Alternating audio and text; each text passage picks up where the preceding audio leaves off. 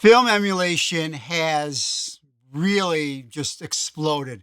People are really getting into the old film cameras, developing your film again, just getting that experience. Okay, photography is more than just taking photos. It's the actual experience. And film was just it was such a process. I mean, either you loved it or you hated it. And I tell you, it wasn't easy, but when you got those results back from Photomat or whatever photo store you got your photos developed at, I tell you, man, you were either in awe of the photos or you were heartbroken because you took crappy photos. So it was such a roller coaster ride waiting for those photos to be developed. Well, now in the modern age with digital photography, we can get that same look on our iPhone photos or iPad photos or Android, whatever. We can get that same look with our digital photos. And Dehancer has not only created plugins for DaVinci, Final Cut Pro, Lightroom, Photoshop, etc., but they've also created a standalone app that runs on Mac, Windows, and also iOS, which is your iPhone, and also your iPad. Okay. Now, I'm not really sure about Android yet. I'll put it down in the description here, or I'll put a title right here, letting you know whether or not Android is available. I can't remember if I saw Android or not, but I tell you, they've really done a fantastic job in getting this film emulation down where the photos really look authentic, really, really do. So let's get started here. Right here, you see my screenshot. We are on the film section. What I did was in the media section, I hit the plus sign. You bring in your photo from the Photos app if you're on iOS or iPad OS. And then that you did with the plus sign, then you can do the crop in here if you want. And then you come on over to your films. And this will give you different choices on types of film you can get. Like you can do black and white. You can do, let me see here, what's going on here. There we go. You can do black and white. You can do different types of color.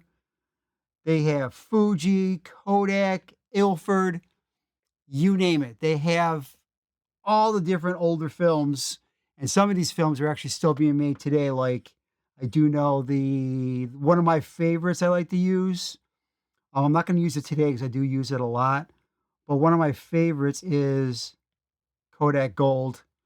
And again, you can really do a lot with it, but we're going to get into the changing them up a little bit here in a minute. But what I'm going to do today is I'm going to actually do a Fuji film. I saw one earlier, and I really, really liked what it did with this photo. Yeah, this one right here. This one is the Fuji Color Superior 200. And I just like how it warmed everything up. This is a fall scene, so things should be a little bit on the warm side, obviously. It completely impacted the sky, etc. So now all you have to do is go over to your lab, and now you can hit on basic, which this is all it's going to give you for basic. I go over to the advanced, okay? And now at the bottom here, you see you have all these different tabs that you can set different settings for different things as if you were in the dark room with the photographer or as a photographer shooting film. People don't realize that even film photographers used to edit their photos. Yeah, it was a lot harder, but I'll tell you, they still did a lot of the same stuff that we're doing now on the computer. They still did a lot of this stuff, but again, it was harder. It was a painful process because it took a little while longer. But still, they're still able to do a lot of this stuff. So with this, we're going to do the source. So we are going to, let me see here, brighten it up a little bit. We're going to cool that off just a tad. And we're going to add a little bit more tint into the picture. And I like to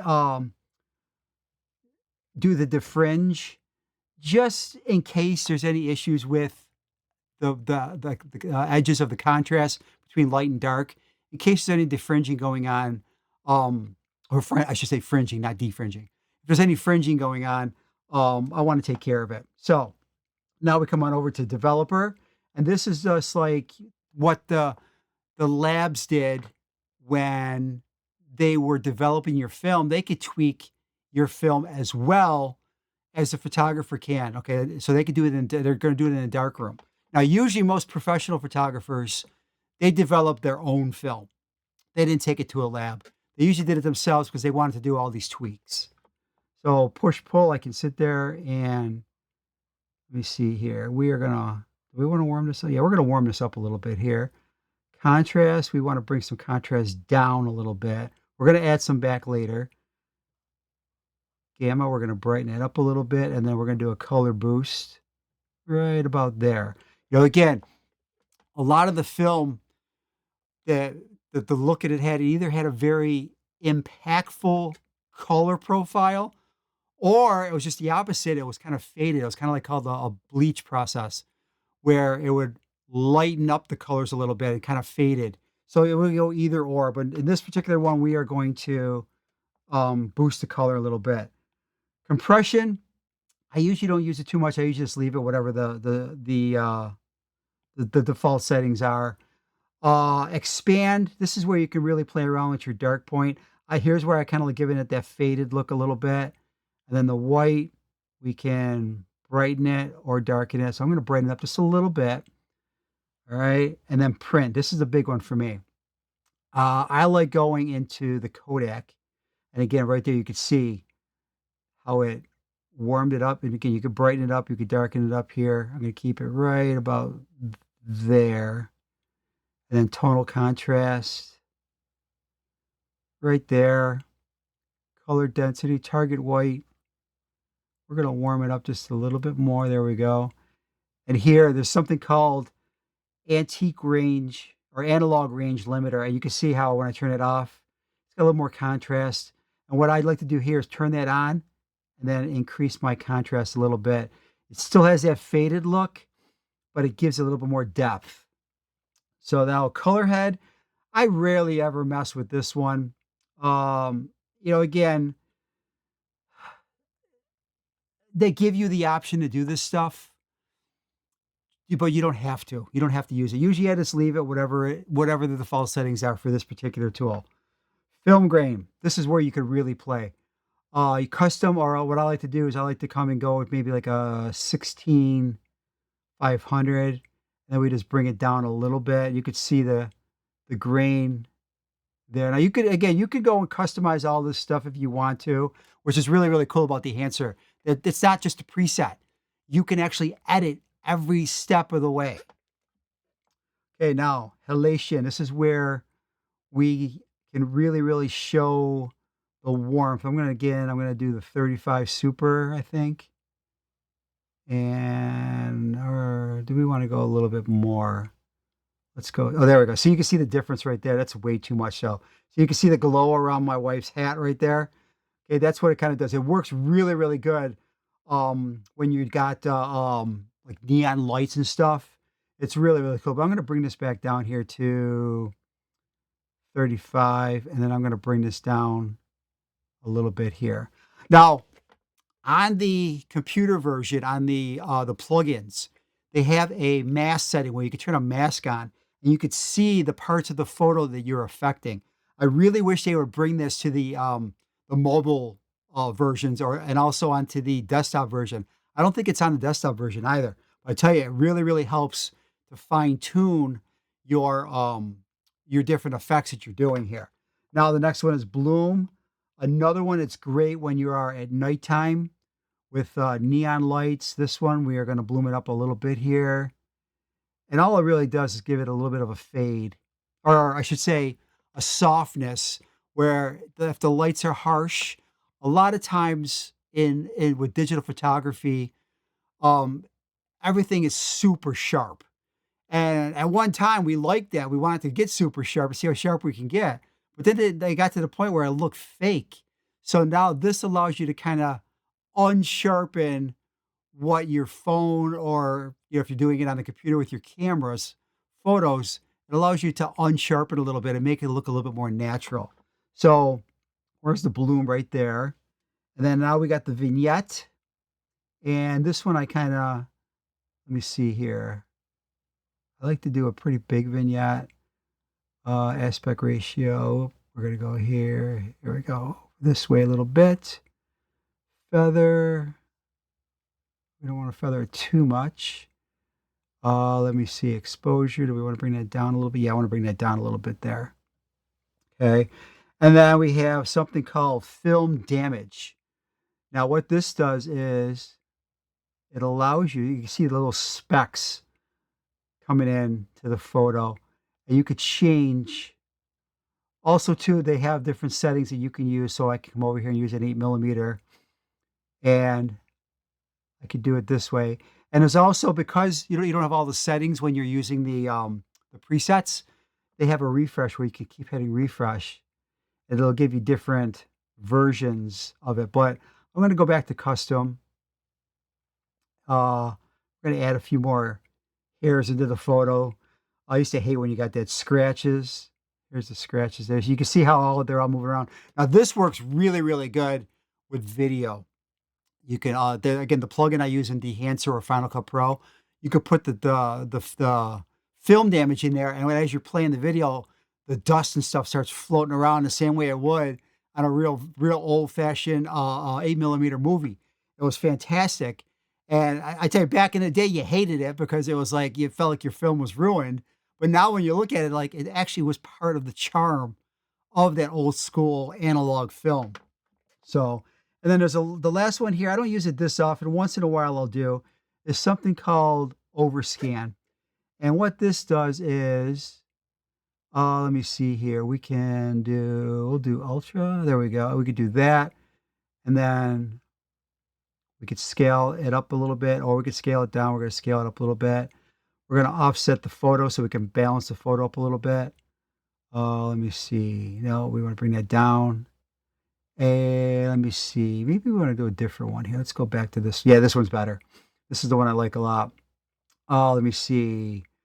We can. Let me see. We're going to scale that down. Nope. Yeah, not too much. I want to bring that waterfall in there like that. And we can round off the corners a little bit. And if you want to, we could go positive more, where it kind of turns at there are actually little holes that were in the film. So I kind of like to leave them like that.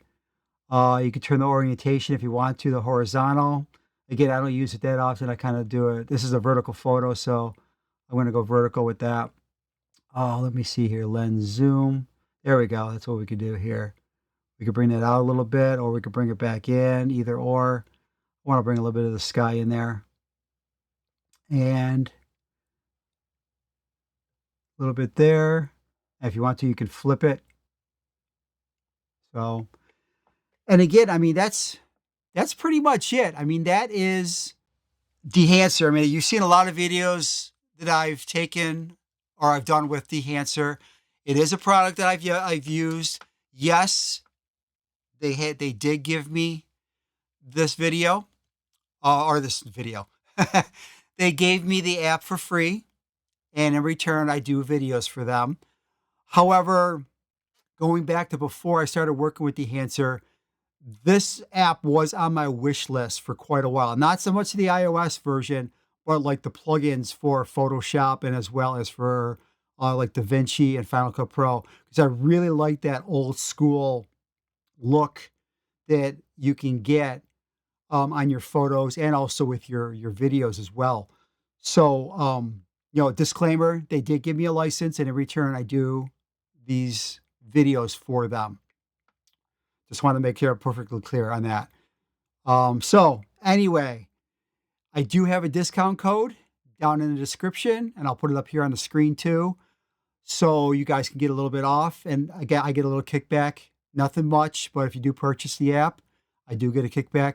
Actually, if I'm not mistaken, I think I'll have to look again to make sure they didn't change it, but I think the iOS app And the iPad app, I think the discount does not count. I can't remember. Again, I'll post it.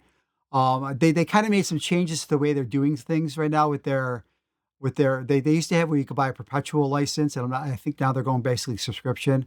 But anyway, if you want to get the computers version for Windows or for Mac, yes, you do get a discount if you use my coupon code, and then I also get a little bit back as well. So anyway, thanks a lot for watching. Hopefully you enjoyed this video. Hopefully I didn't move around way too much and wander around. But anyway, until next time, please have yourself a very, very blessed day and take care, everyone.